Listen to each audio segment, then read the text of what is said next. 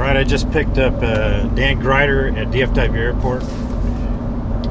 Oh, me? He got his guitar, so you know it's Dan. Yeah, we're gonna play some music. What's his name? FlyWire? Yeah. Fly higher wire flyer? Yeah. Anyway, we're going down to Cleburne. We're gonna look into that Cessna 205. Have you got a YouTube channel? A week ago. Yeah, stand by.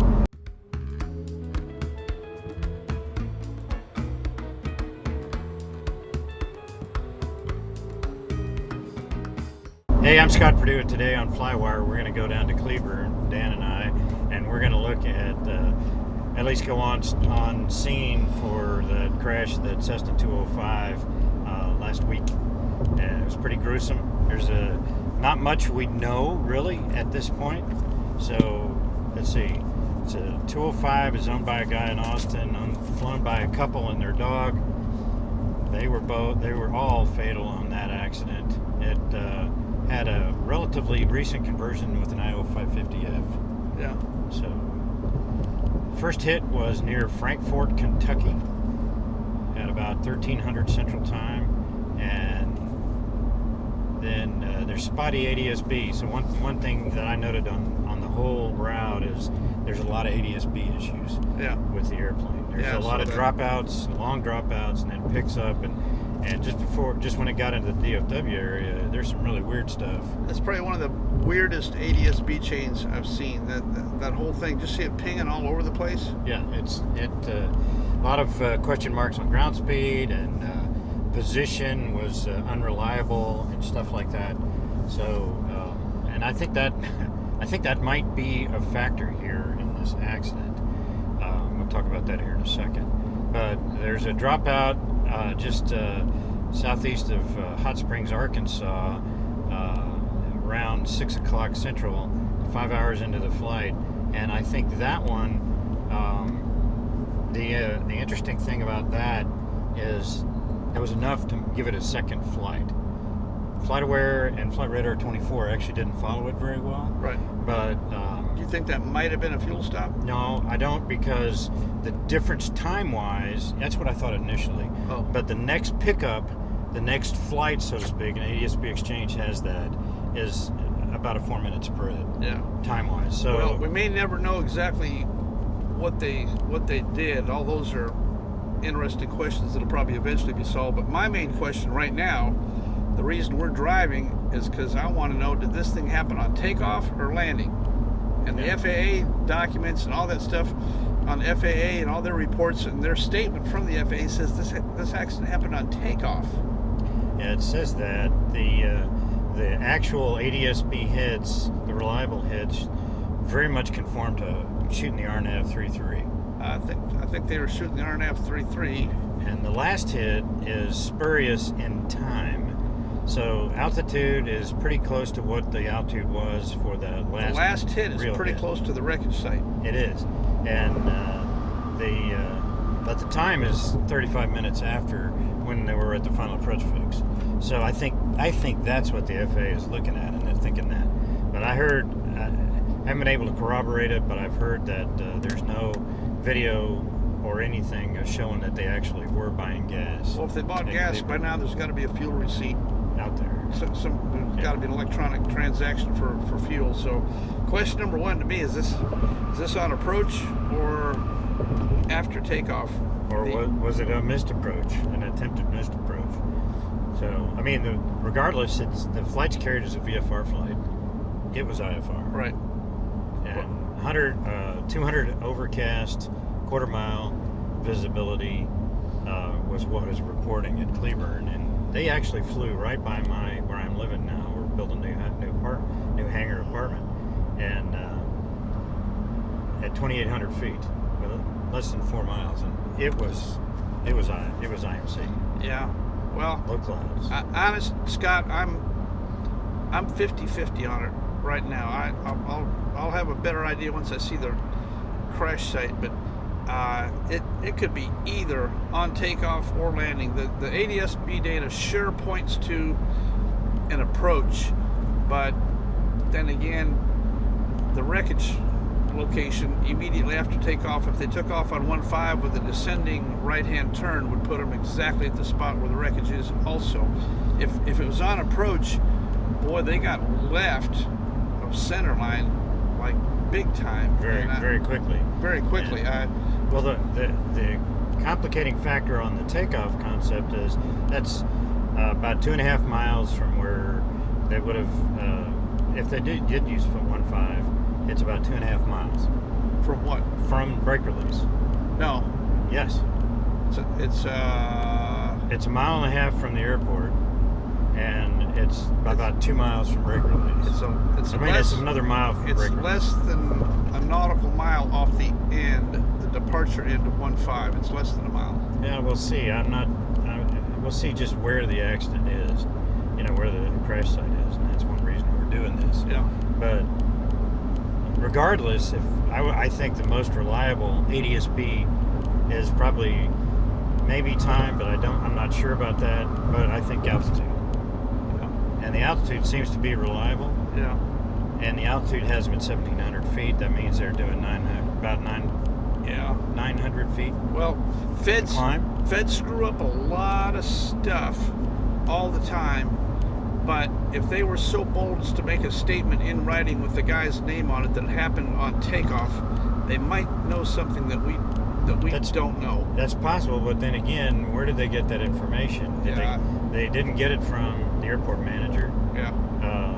They didn't. Was it somebody making a supposition based on that ADS-B? Yeah. In any case, two spectacular individuals, well loved by. I've seen their Facebook pages. These two individuals recently married, both of them pilots.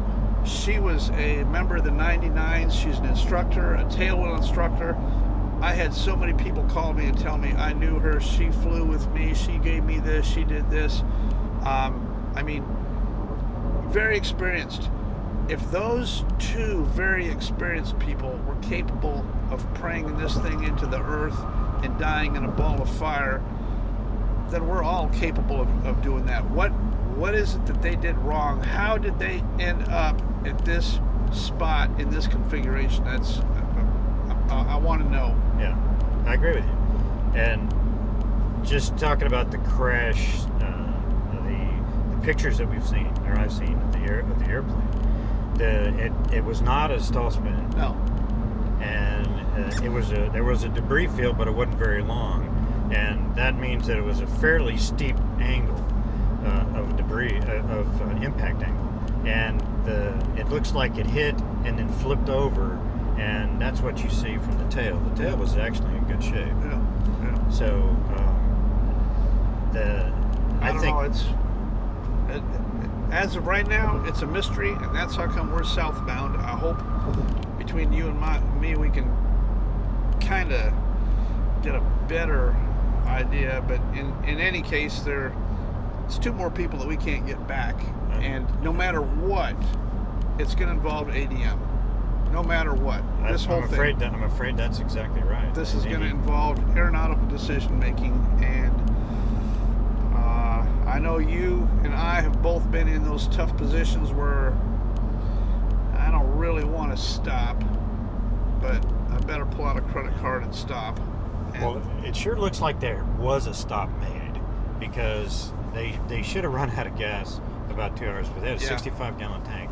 They should have run out of gas, and I think somewhere in those ADS-B drops earlier, they did make a stop. I think they made a quick stop someplace. Yeah. I think they made a pit stop someplace. They would have had to. If that airplane doesn't have enough fuel to do that trip non-stop.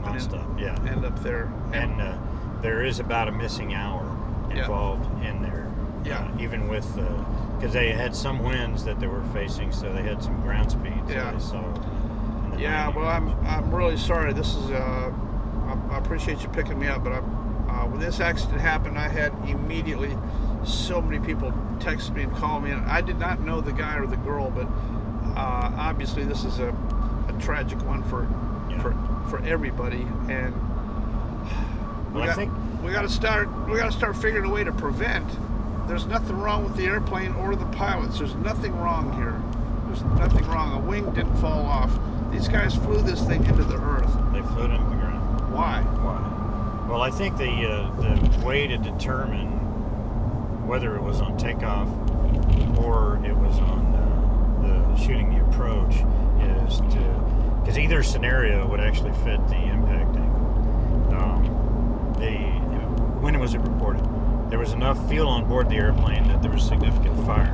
And there's a picture from a hotel.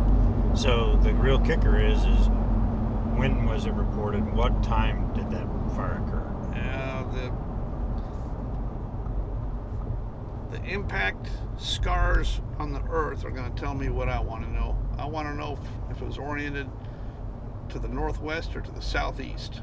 And when I will look at the dirt, I'm going to tell you whether this thing occurred going northwest or southeast. That's going to tell us whether it was on takeoff or landing.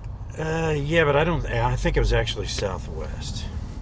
If you look at that picture of the tail, what you see is a hotel. There's a hotel there, and that's also where the picture of the fire was taken, was from a balcony in that hotel. So where that hotel is, that's almost, if you look back here this way, that's almost back in line to the airport. Yeah. So where that tail is, given the impact angle this way, flipping over, I would say it's headed southwest. Well, runway 15 is southeast, and it ended up on a southwest heading. It ended up in a right-hand turn after takeoff, or it ended up on a big old left-hand turn on the approach. Yeah. Do you agree? I agree. One of the two? Yeah. But ground scarring is going to tell us everything we need to know out there. There's still debris laying out there right now. The trees, tree limbs, and all that kind of stuff.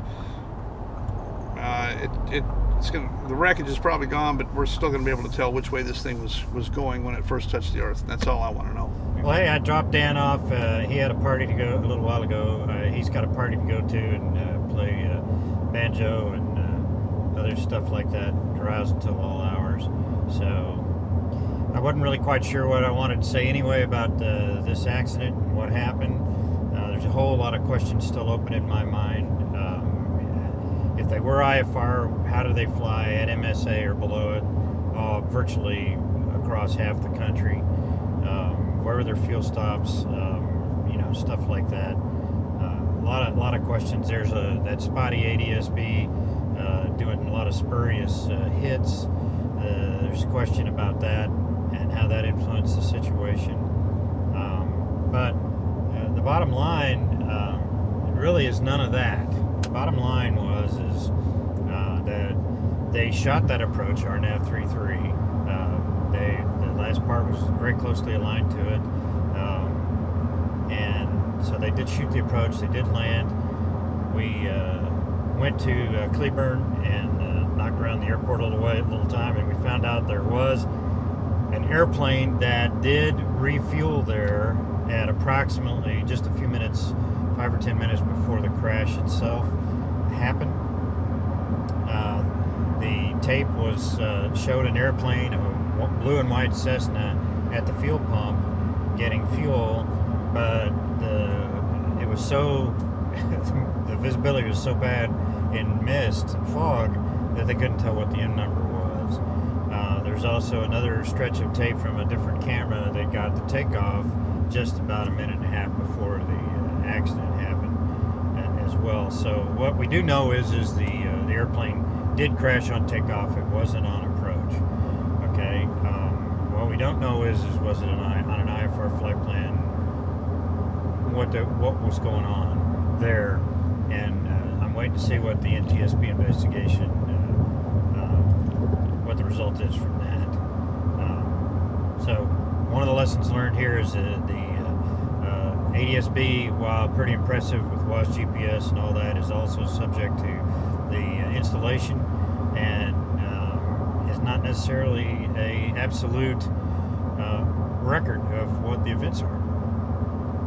There are problems, and you need to factor in those problems to what happened, what the other facts of the case are. So I didn't really take any footage of the accident site. We found it. It had been remediated for the fire and the fuel spill. I did take a picture with the Odolite to see what the heading was, and it looks like to me the heading was about 176, so approximately about 26 degrees off of the 15 runway heading, so a slight turn.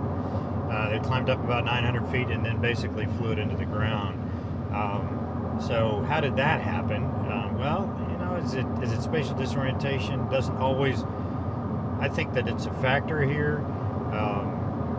I don't really classify spatial disorientation as a total loss of control.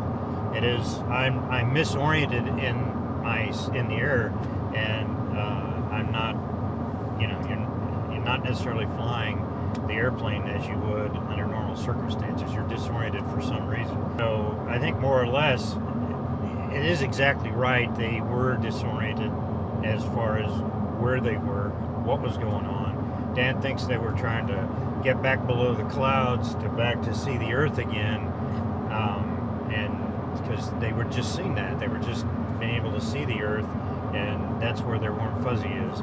Trouble is, they ran into it. They flew into the ground, and some of that is that as you take off into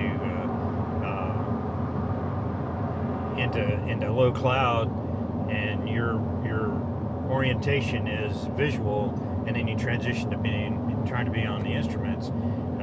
If you try to maintain visual, then things go bad, and it's happened a lot. And that's why he has this as the number 4 in the AQP list, and has scenarios to deal with that, training for that issue. And I totally agree with that concept, but I think it's still a subset of spatial disorientation that caused this. I'm going to leave it up to the NTSB investigation and subsequent findings to determine what was actually going on, you know, as far as aeronautical decision making, things like that. It's just a tragedy that this couple crashed and got killed in the crash.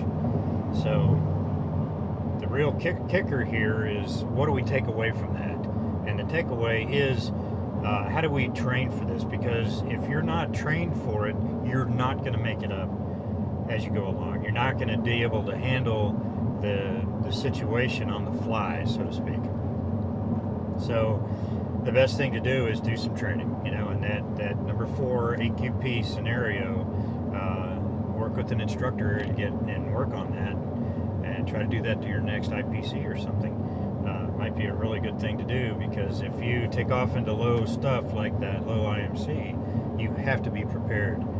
You can see I did the accidental safety, loss of control in flight part 2, has some of those issues that I think were probably happened on this one, although that was definitely a spatial disorientation, loss of control, and departure, not controlled flight into terrain.